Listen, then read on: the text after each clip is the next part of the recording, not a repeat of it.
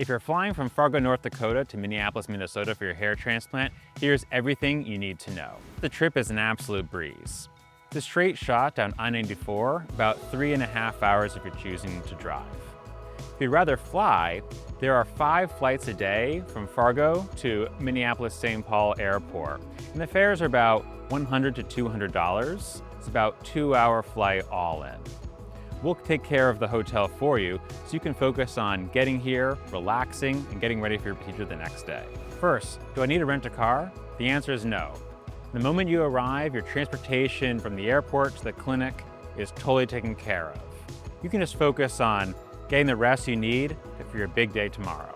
Can I go home the same night, or do I need to stay an extra night in Minnesota? Most of our clients will come in the night before the procedure and then leave the next day, just to create a smoother experience and give us a chance to check up on you after the procedure is completed.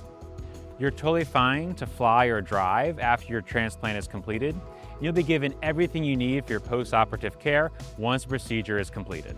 Is it safe for me to travel for this procedure solo? The answer is yes. Hair transplants are a safe and common outpatient medical procedure. Most of our clients who work at home return to work the next day. If you'd rather bring someone with you or stay an extra day to enjoy all of what our state has to offer, that's totally fine as well. You'll be totally fine to travel home safe. What should I wear on procedure day? The short answer is we want you to be comfortable. That's why we recommend wearing older clothing that can either button up or zip up. Nothing that you have to pull over your head like a t-shirt. In your procedure room, you'll have a flat screen TV chock full of Netflix, Hulu, and DirecTV. If you want to play games on an iPad, you can bring that. And if you want to listen to your favorite podcast, we also recommend bringing a set of headphones. Do I have to take off work? The answer for most people is no. If you work at a desk job or work at home, most of our clients will return to work the very next day. However, we do recommend you take a break from very strenuous physical workouts for about 1 week. So if your job involves heavy lifting or getting sweaty, being on your feet a lot, you might want to take some PTO or potentially go on light duty for that 1 week.